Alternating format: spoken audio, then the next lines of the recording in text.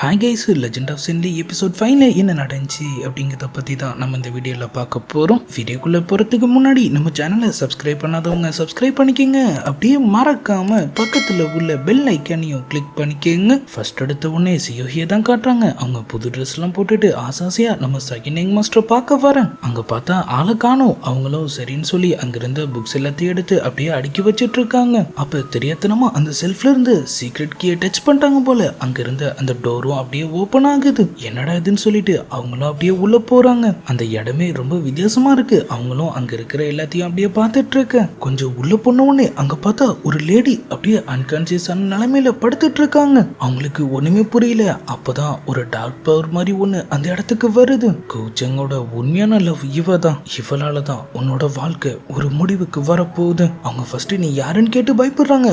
உண்மை என்னங்கத நான் உனக்கு காட்டுறேன்னு சொல்லிட்டு அந்த பவர் அப்படியே உங்களுக்குள்ள போக ஒரு மாதிரியா நம்மளோட லைஃப் ஒரு ஃபிளாஷ் கட் மாதிரி அவங்க கண்ணுக்கு அப்படியே தெரியுது. அவங்க அப்படியே சாக்ல நின்னுட்டு இருக்கு. அந்த டார்க் எனர்ஜியும் அப்படியே அங்கிருந்து கிளம்புற மாதிரி காமிச்சதோட அப்படியே கட் பண்ணா இப்ப நம்ம ஹீரோவோட இடத்த தான் காட்டுறாங்க. அவரு நினைச்ச மாதிரியே நைட்டோட நைட்டா ஃபர்ஸ்ட் டைம் மாஸ்டரோட ஆளுங்க அவரை அட்டாக் பண்ண வர அவரோட ஃபார்மேஷன்ல கண்ணா முன்னாடி மாட்டிட்டு அவங்க அப்படியே துடிக்க ஆரம்பிச்சிடுறானுங்க. சத்தத்தை கேட்டு நம்ம ஹீரோயினும் அப்படியே வெளியே வர அவங்களும் தெரியாதனமா இப்ப இதுல கால் வச்சிட்ட மாதிரி தெரியுது. அந்த ஃபார்மேஷன் அவங்களே லாக் பண்ண அவங்க இப்ப அப்படியே வேற ஒரு இடத்துல இருக்காங்க. அவங்கள சுத்தி நெருப்பா எரிஞ்சிட்டு இருக்கு. ஏதோ ஒரு மிகப்பெரிய அழிவே ஏற்பட்ட மாதிரி தெரியுது. அப்ப அப்படியே அந்த இடத்துக்கு ஒரு லேடியும் வர நீ இங்க வந்திருக்க கூடாது, இது உனக்கான வாழ்க்கை இல்லைங்கிற மாதிரி சொல்றாங்க. அடுத்த செகண்டே நம்ம ஹீரோயின் கண்ணிலிருந்து ஒரு மாதிரி ரத்த கண்ணீர் வர ஆரம்பிக்க நம்ம ஹீரோவும் ரொம்ப கேஷுவலா இப்ப அப்படியே அங்க வந்துட்டு இருக்காரு. ஃபார்மேஷன் இருக்கு வெளியே வராதுன்னு நான் தான் உன்னை வான் பண்ணல. ஆள் அப்படியே அவங்க கண்ணீரையும் தொடச்சு விட்டுட்டு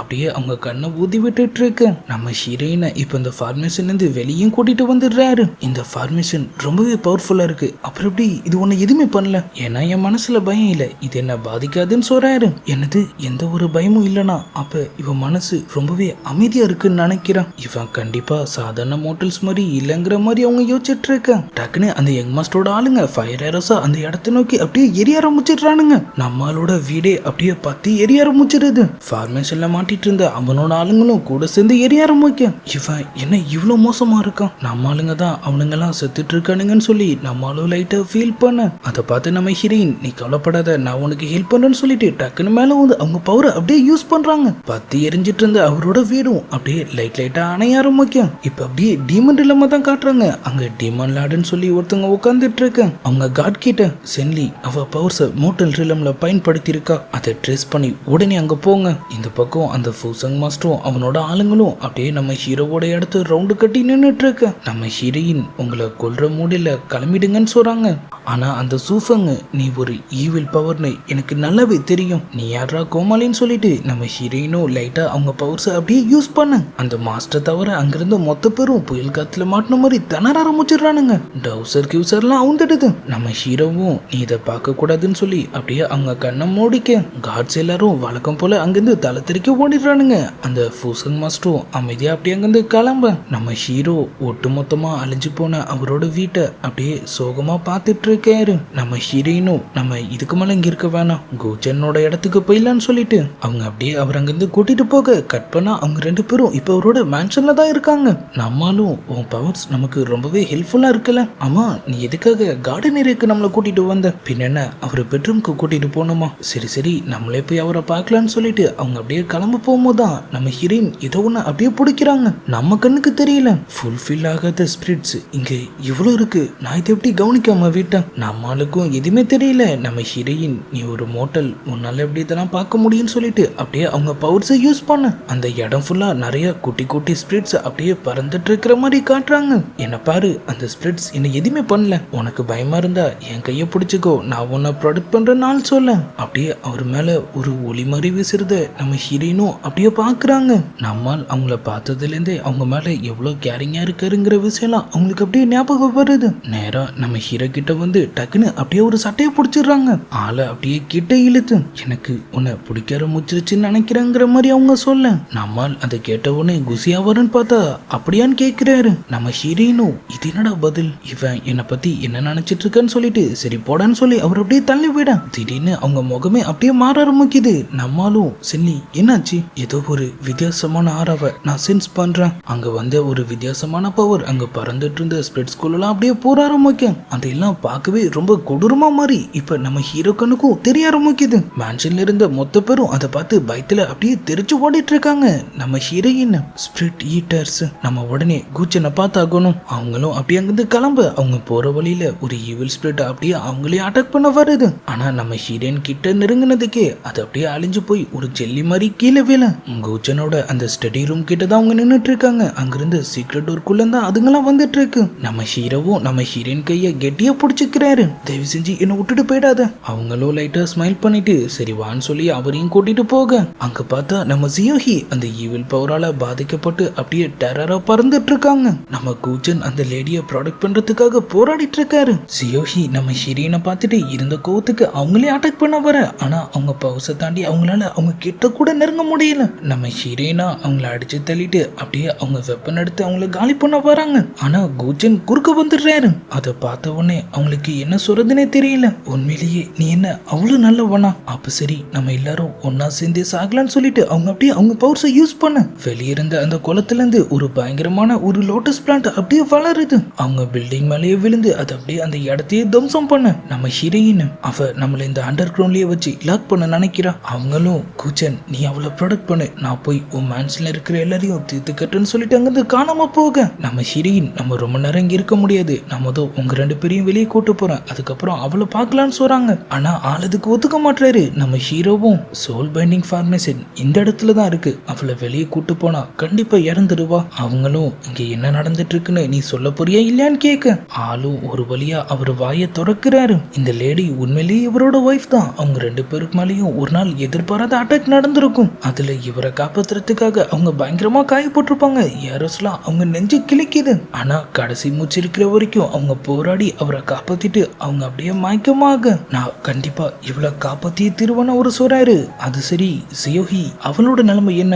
ஈஸியா இங்க கூட்டிட்டு வந்ததுக்கு அப்புறம் அவளை காப்பாத்துறதுக்கான பல வழிகளை நான் தேட ஆரம்பிச்சேன். இம்மோர்டல்ஸ் மெத்தட் டோ மெத்தட்னு எல்லாமே ட்ரை பண்ணேன். அப்பதான் எனக்கு ஒரு விஷயம் தெரிய வந்துச்சு. சோல் பைண்டிங் ஃபார்மேஷனால அவளை என்னால கொஞ்ச காலத்துக்கு தாக்கு பிடிக்க வைக்க முடியும். அதுக்கப்புறம் ஒரு உயிருக்கு பதிலா ஒரு உயிர், அதுக்காக நான் ஒரு டீமன் ஸ்பிரிட்டை வளர்க்க ஆரம்பிச்சேன்னு ஆள் சொல்ல அதுதான் நம்ம ஜியோஹி. நம்ம ஹீரோயின் உன் ஒய்ஃபை காப்பாத்துறதுக்காக உணர்வு உயிரை பலி கொடுக்க நினைச்சிருக்க, நீலாம் ஒரு பெரிய மனுஷனான்னு கேக்குறாங்க. ஆளும் இவளை காப்பாத்துறதுக்கு முன்னாடி எனக்கு எதுவுமே பெருசு இல்லைன்னு சொல்றாரு. அவங்களும் நம்ம ஹீரோ கிட்ட நம்ம தான் உன்னைங்கிருந்து வெளியே கூட்டிட்டு போறேன், நீ இங்க சுத்திட்டு இருக்கிற ஈவில் ஸ்பிரிட்ஸ் எல்லாத்தையும் லாக் பண்றதுக்கான ஃபார்மேஷனை ரெடி பண்ண. நான் ஜியோஹி கிட்ட பேசி பார்க்குறேன், ஆனா அவ வலிக்கு வரலனா அதுக்கப்புறம் நான் அவளை கொன்னுடுவேன். அப்புறம் இதுக்கு முழு காரணமும் நான் தான். நம்ம ஹீரோக்கும் இதுக்கும் சம்மந்தம் இல்லைங்கிற மாதிரி அவங்க சொல்ல அவங்க 2 பேரும் இப்ப அப்படியே அங்கிருந்து கிளம்புறாங்க. ஒண்ணுமும் அந்த ஈவில் ஸ்பிரிட்ஸ்லாம் அங்கதான் பறந்துட்டு இருக்கு. சீக்கிரமா ஃபார்மேஷனை ரெடி பண்ணு நம்ம ஹீரோ.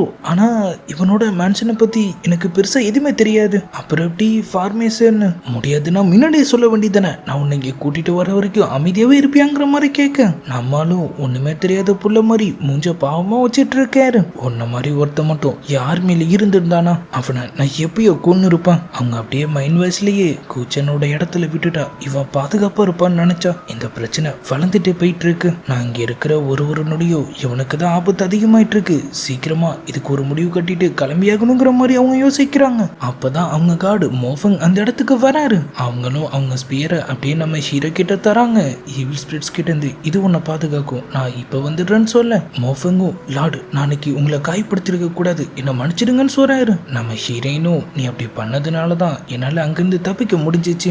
என் மேரேஜ் அக்ரிமெண்ட் முதல் கேன்சல் ஆகட்டும், அதுக்கப்புறம் நான் திரும்ப வந்த உடனே உனக்கான கிஃப்டை தரங்கிற மாதிரி அவங்க சொல்ல ஆளும் அவங்க பவர்ஸை யூஸ் பண்ணதை டீமன் லார்ட் சென்ஸ் பண்ணிட்டாங்க. அவங்க இனிமேல் இங்க இருக்குது சேஃப் இல்லைங்கிற மாதிரி சொல்லி அவங்கள வான் பண்றாரு. நம்ம ஹீரோயின் இது நான் எதிர்பார்த்தது தான், ஆனா இப்போதைக்கு என்னால இந்த இடத்த விட்டு போக முடியாது. அப்படியே அவங்க ஸ்பியரை கையில வச்சுட்டு இல்லாத வேலைலாம் பண்ணிட்டு இருக்கிற நம்மளால தான் காட்டுறாங்க. அங்கிருந்த ஜெல்லியை காலி பண்ணிட்டு அதோட ஸ்மோக் ஒத்துக்காம அவர் அப்படியே சைல போய் வாந்தி எடுத்துட்டு இருக்கு. நான் மோட்டல் வேல்ல இருந்த இந்த கொஞ்ச காலத்துல எனக்கு ஒருத்த மேல ஃபீல் வந்துடுச்சு. மோஃபங்கும் என்னது இவனையானு கேவலமா நம்மால பார்க்க நம்மளும் டக்குன்னு அவன் அப்படியே திரும்பி பார்க்கிறாரு. இந்த நிலைமையில மட்டும் நான் இவனை விட்டுட்டு வந்தேன்னா கண்டிப்பா அடுத்த 2 நாள் கூட இவனால தாக்கு பிடிக்க முடியாது. எனக்கு தெரியும் மோட்டல்ஸோட லைஃப் ஸ்பேன் ரொம்பவே கம்மியானது. அவங்க அடுத்த லைஃப்ல அவங்க மெமரிஸ் கூட அவங்களுக்கு மிச்சம் இருக்காது. இருந்தாலும் இவனை இப்படியே விட்டுட்டு வர எனக்கு அவருக்கு மனசு இல்லைங்கிற மாதிரி அவங்க சொல்ல அவரும் லார்ட் சொல்லுங்க நான் இப்போ என்ன பண்ணட்டும்? டீமன் ரிலம்லேருந்து என்னை தேடி வரவங்களை எப்படியாவது உன்னால முடிஞ்ச அளவுக்கு டிலே பண்ணு, அதுக்குள்ள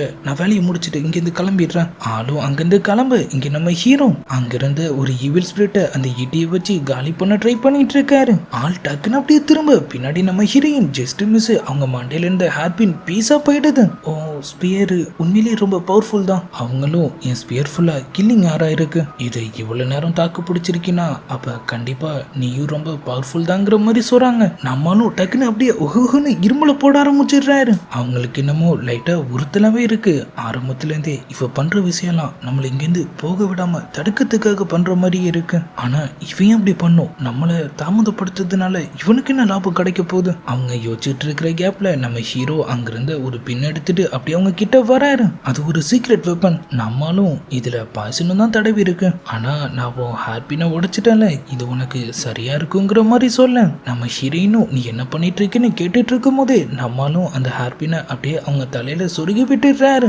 ஈவில் ஸ்பிரிட்ஸ் ஒண்ணுமும் இங்க இருக்குன்னா அப்ப சியோஹியும் கண்டிப்பா பக்கத்துல தான் இருக்கணும். நம்ம ஹீரோ அப்பதான் ஒரு குழந்தை வீட்டுல கோச்சிக்கிட்டானா அவ அப்ப எங்க போவா? நம்ம ஹீரோயினுக்கும் புரிஞ்சிடுது. அப்ப அவ அந்த குளத்துல தான் இருக்காளா? இதையே நீ முன்னாடி என்கிட்ட சொல்ல. இல்ல நீயே கண்டுபிடிச்சிருவான்னு நினைச்சேன். நேரா அப்படியே அந்த இடத்துக்கு பின்னாடி இருக்கிற அந்த குளத்துக்கிட்ட தான் போறாங்க. சியோஹி இப்ப நீ வெளியே வரலனா நான் உன் கதையை முடிச்சிடுவேன். ஆனா நம்ம ஹீரோ டக்குன்னு அவங்கள தடுத்துடுறாரு. நல்லா யோசிச்சு பாரு, ஆரம்பத்துல இருந்தே அவ மேல எந்த தப்புமே இல்ல. தான் வாழ்க்கையே இவன் தான் நினைச்சிட்டு இருந்த ஒருத்தன் அவளை ஏமாத்திட்டானா அப்ப அதுக்கு அவ என்ன பண்ணுவா? ஆனா நம்ம ஹீரோயினுக்கு அந்த கதையை கேட்கலாம் நேரம் இல்ல. நான் என் வேலையை முடிச்சாகணும், குறுக்க வராதுன்னு சொல்லிட்டு இப்ப வெளியே வரப்போறியே இல்லையான்னு சொல்லிட்டு அவங்கள அப்படியே குறி வச்சிட்டு இருக்கேன். சியோஹியும் டக்குன்னு டெரரா அவங்கள அப்படியே அட்டாக் பண்ண வராங்க. ஆனா நம்ம ஹீரோயின் அவங்கள பிடிச்சி அப்படியே லாக் பண்ண இப்பெல்லாம் பண்ணுவேன்னு சொல்லி அவங்க பட்டாக்ஸ அப்படியே பழுக்க வைக்க ஆரம்பிச்சிடுறாங்க. ஒரு கட்டத்துல நம்ம சியோஹியும் அவன் பண்ணது தப்பு தான், ஆனா அதுக்காக அவன் மேன்ஷன்ல இருக்கிறவங்களெல்லாம் நான் கொண்டு இருக்க கூடாது. அவங்க அப்படியே அலாரம் வைக்க அவங்க கண்ணீர் துளி அப்படியே அந்த தண்ணியில படுது. அதோட பவரால அங்கிருந்த அந்த பெரிய லோட்டஸும் அப்படியே அங்கிருந்து காணாம போக நம்ம ஹீரோ அடி உதவுற மாதிரி அண்ணன் தம்பிங்க கூட உதவ மாட்டாங்கன்னு சொல்லுவாங்க. நீ அதை நிரூபிச்சு காட்டிட்ட. நம்ம ஹீரோயினும் நீ சொன்னதை கேட்டனால்தான் இவளை உயிரோட விட்டேன், அப்படி இல்லைன்னா இன்னொரு இவ கதையை முடிச்சு இருந்த இடம் தெரியாம அழிச்சிருப்பேன். அப்படியே எபிசோட் 5 முடியுது. எபிசோட் போக போக நம்ம ஹீரோ உண்மையிலே யாருங்கிற மர்மம் தான் கூட்டிட்டு போயிட்டு இருக்கு. இப்ப நம்ம ஹீரோயின் எங்க இருக்காங்கிறது டீமன் லார்ட் வர கண்டுபிடிச்சிட்டாங்க. அவங்க பிளான் படி நம்ம ஹீரோவை சேவ் பண்ணிட்டு அவங்க இங்கிருந்து கிளம்புனாங்களா இல்ல அவங்க எதிர்பார்க்காத வேற ஏதாவது ட்விஸ்ட் அவங்களுக்காக இங்க காத்துட்டு இருக்காங்கிறதெல்லாம் நம்ம நாளைக்கான வீடியோவை பார்த்து தெரிஞ்சுக்கலாம். அது வரைக்கும் குட் பை.